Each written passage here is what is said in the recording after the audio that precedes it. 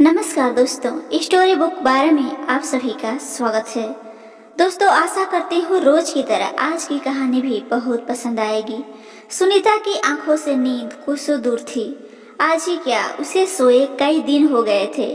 कभी बिस्तर में लेटते ही निढाल हो जाने वाली सुनीता कई दिनों से ढंग से सो नहीं पा रही थी। साथ लेटे अपने पति पर उसकी नजर गई।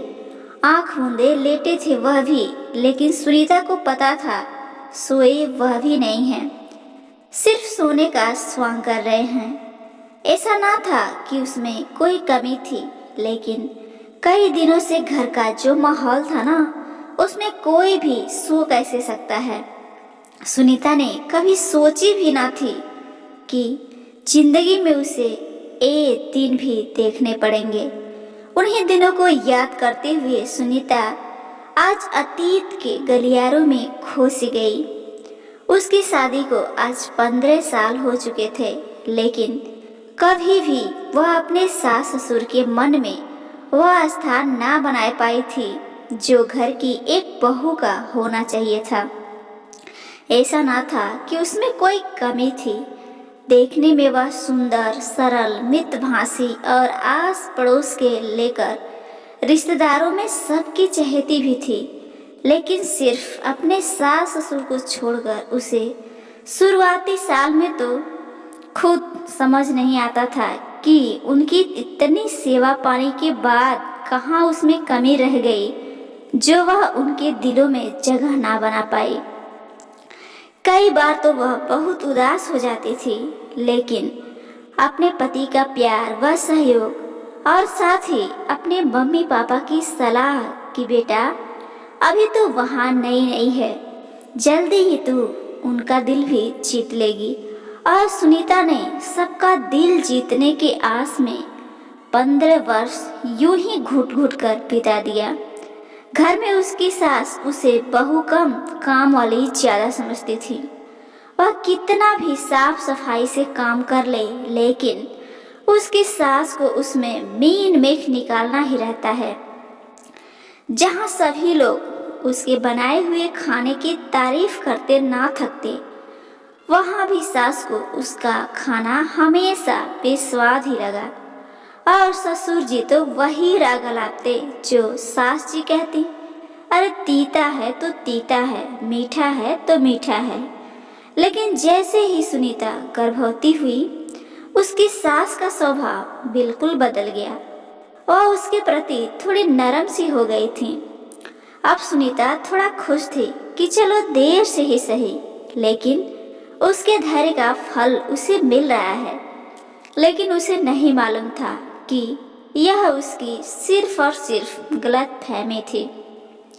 जैसे ही सुनीता ने बेटी को जन्म दिया, उसकी सास के तेवर तो फिर से बदल गए। वह उसकी बेटी को खिलाना पिलाना तो दूर, कभी गोद में भी ना उठाती। लेकिन उसका पति वह हमेशा उसे यही कहता, कोई बात नहीं, मेरी बेटी मेरी राजकुमारी है और राजकुमारी से कोई ज्यादा दिन तक नाराज नहीं रह सकता। सुनीता बस मुस्कुराकर रह जाती थी।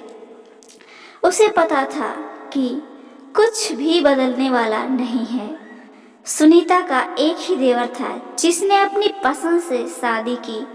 उसकी देवरानी नौकरी करती थी। वह सुबह ही निकल जाती और रात को ही घर में घुसती। घर के काम काज से उसका कोई सरोकार ना था, लेकिन उसकी सास फिर भी देवरानी को कुछ ना कहती। एक तो वह जब तक उनके लिए तोहफे ले आती, दूसरा उसे पता था अगर वह कुछ कहेंगी तो दोनों ही घर छोड़कर चले जाएंगे। सुनीता व उसके पति को उनके इस व्यवहार का बुरा तो बहुत लगता है, लेकिन घर जुड़ा रहे यह सोचकर वह चुप रह जाते। अब सुनीता और उसकी देवरानी दोनों ही प्रेग्नेंट थी। सुनीता ने दूसरी बेटी को जन्म दिया व उसकी देवरानी ने एक बेटे को। अब तो सास की नजरों में सुनीता की कद्र और भी घट गई और देवरानी वह तो पहले ही सर माथे पर थी, अब तो उसकी पदवी और भी बढ़ गई, क्योंकि वह बेटे की माँ जो बनी थी। और उसने इस घर के चिराग को पैदा किया था। अब सुनीता की देवरानी नौकरी करती और सास उसके बेटे को संभालती रहती, और इधर घर के काम के चक्कर में सुनीता की दोनों बेटियों की बिल्कुल भी देखभाल नहीं हो पा रही थी। पति पत्नी दोनों इस बात से बहुत परेशान हो गए थे। सुनीता के पति को यकीन नहीं हो रहा था कि उसकी माँ बच्चों में भी इतना फर्क कर सकती है। कुछ दिन बाद सुनीता की देवरानी ने दूसरी जगह फ्लैट ले लिया। सुनीता के सास ससुर अपने पोते की देखभाल के लिए उसके साथ ही नए फ्लैट में चले गए। सुनीता के पति ने भी उन्हें नहीं रोका। उन्हें पता था कि उनका मन छोटे भाई और उसके बेटे में ही है, बल्कि एक तरह से उसे सही लगा। कम से कम अब सुनीता खुद पर और बच्चों पर तो ध्यान दे सकेगी। समय बीतता रहा। धीरे धीरे 10 वर्ष हो गए और उसके देवर का बेटा भी 10 साल का हो गया था। एक दिन देवर ने बताया कि वह अपने परिवार के साथ अमेरिका में सेटल हो रहा है। यह सुनकर सुनीता के सास ससुर को बड़ा धक्का सा लगा, लेकिन चाह कर भी वह उसे कुछ नहीं कर सकते थे, क्योंकि पता था कि वह उनकी सुनने वाला तो है नहीं। जाने से पहले उन्होंने अपना फ्लैट भी बेच दिया और अब माँ बाप दोनों ही वापस सुनीता के पास घर आ गए। सुनीता और उसके पति को लगा कि उनके जाने के बाद शायद मम्मी पापा को अक्ल आ जाएगी, लेकिन यह उनका वहम था। दोनों अब भी सुनीता से कटे रहते थे और उनकी बेटियों के प्रति उनका कोई भी लगाव ही नहीं था। सुनीता उनके खान पान से लेकर हर बात का ध्यान रखती, अपनी बीमारियों में भी एक पैर पर खड़े होकर उनकी सेवा करती। लेकिन उनके लिए यह सब कुछ भी नहीं था। कई बार तो सुनीता की बेटियां भी अपनी मम्मी से इस बात के लिए नाराज हो जाती थीं कि जब दादा दादी आपकी रिस्पेक्ट ही नहीं करते तो उनका काम करना जरूरी है क्या। चाचा चाची के यहाँ भी तो वह अपना सारा काम खुद ही करते थे। अरे वहाँ दादी खाना भी बनाती थी, वह रिहान के पीछे सारा दिन दौड़ लगाती थी, और अब देखो यहाँ आकर तो दादी के पैरों में कैसा दर्द रहने लगा है। सुनीता उन्हें समझा बुझाकर चुप करा देती थी, लेकिन उम्र तो सुनीता की भी बढ़ रही थी और उसके साथ बीमारियां और सबसे बड़ी बीमारी टेंशन। इसी टेंशन में उसका शुगर लेवल और बीपी बढ़ गया था, लेकिन उसकी सास यह समझने के लिए तैयार ही नहीं थी। उसे तो अब भी एक पैर पे दौड़ लगाने वाली वही सुनीता चाहिए थी। उस दिन सुनीता को रात से ही बुखार था। पति भी ऑफिस लंच लेकर नहीं गए। बच्चों ने भी उसे आराम करने की सलाह दी और कहा कि वह मैगी बनाकर खा लेंगे, लेकिन उसे पता था कि सास को गरम रोटी और सब्जी खाने की आदत थी, तो उसने किसी तरह उठ के उनके लिए खाना बनाकर रोटियां कैसरोल में रख दी। खुद चाय ब्रेड और दवाई लेकर बेसुध होकर लेट गई। शाम को घर में शोर की आवाज से उसकी आंख खुली तो देखा कि उसकी सास जोरों से चिल्ला रही थी। वह घबरा गई और किसी तरह हिम्मत जुटाकर बाहर आई तो देखा सास पति को रोटियां दिखाते हुए कह रही थी कि बहू हमें ठंडी व बासी आटे की रोटियां खिलाती है। तेरी बेटियां भी बिल्कुल अपनी माँ पर गई हैं, हमारी उन्हें कोई परवाह ही नहीं है। अरे कितनी ही बार बाहर से मंगाकर खाते हैं और हमें देना तो दूर पूछते तक नहीं हैं। बेटियों को ऐसी शिक्षा दे रहे हो तुम, देखना आगे भोगना पड़ेगा। और बहू यह तो 2 बेटियों की माँ होकर भी इतनी घमंड में रहती है, शायद इसके माँ बाप ने इसे यही शिक्षा दी थी। अरे जब हमारा बुढ़ापा तुम्हें इतना ही बोझ लग रहा था तो हमें यहाँ बेइज्जती करवाने के लिए क्यों लेकर आए थे। अरे ओ बहू, तेरी माँ बाप के साथ कोई ऐसा व्यवहार करे तो कैसा लगेगा तुझे। मत घबरा, बुढ़ापा तो तेरा भी आएगा और तुझे तो कोई पानी देने वाला तक भी नहीं होगा, क्योंकि तू बेटों की नहीं बेटियों की माँ हो। तुम्हारे इसी करने के कारण तो भगवान ने तुझे बेटा नहीं दिया।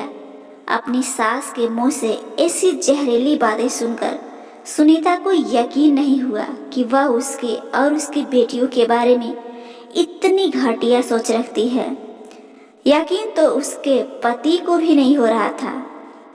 सुनीता सब कुछ चुपचाप सुनती रही, वह रोती रही और फिर आखिर में बेहोश हो गई। दोनों बेटियां अपनी माँ को देख घबरा गईं, लेकिन उसके सास ससुर के चेहरे पर कोई सिकन तक ना थी। उन्होंने इतनी खराब तबीयत के बाद भी सुनीता का हाल चाल नहीं पूछा और सुनीता बीमारी की हालत में भी उनका खाना ना बना पाने को सोचकर तंग थी।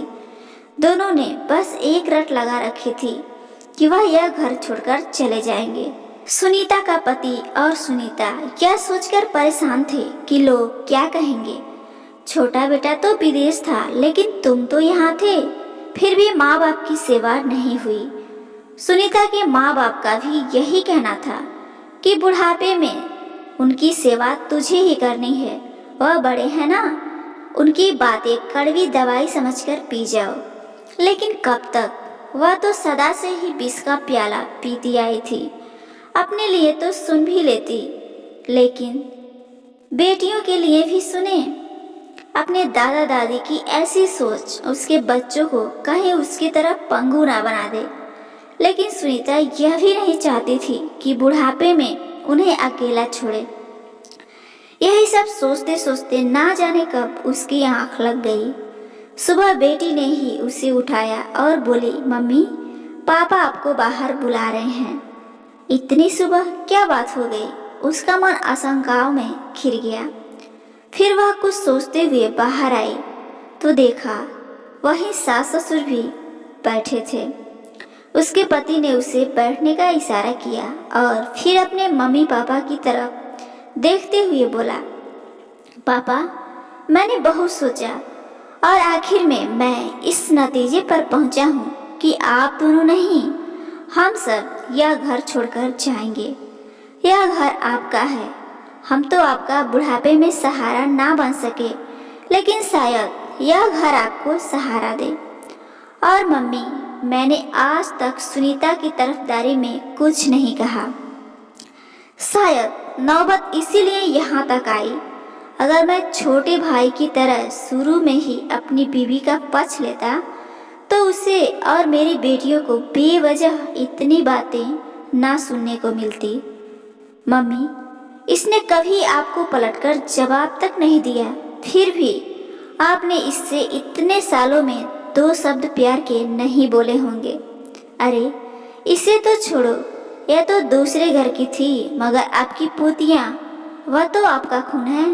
फिर भी आप उन्हें सिर्फ लड़कियाँ और बोझ समझते रहें, अपनी पोती नहीं। आप दोनों को शायद इन दोनों को अपनी पोती कहने में शर्म आए, लेकिन मुझे गर्व है कि मैं 2 बेटियों का बाप हूँ और मेरी दोनों बेटियाँ मेरे बुढ़ापे का सहारा बनेंगी। पापा, हम अगले हफ्ते ही यह घर छोड़कर चले जाएंगे। वादा करता हूँ कि दूर रहकर भी आपकी हर ज़रूरत का पूरा ध्यान रखने की पूरी कोशिश करूँगा। और कुछ दिनों बाद ही वह परिवार सहित वहाँ से चले गए। हर शनिवार रविवार वह अपने मम्मी पापा के पास उनकी ज़रूरतों का सामान लेकर आता था। बुढ़ापे में वह घर और अकेलापन अब उन्हें काटने को दौड़ता था। कितनी ही बार उन्होंने अपने बेटे को बच्चों को साथ लाने के लिए कहा, लेकिन वह हर बार हाथ जोड़कर बस एक ही बात कहता, मैं हूं ना आपके लिए। और वह दोनों चाह कर भी आगे ना बोल पाते, क्योंकि बुढ़ापे में अकेले रहने का फैसला तो उनका ही था।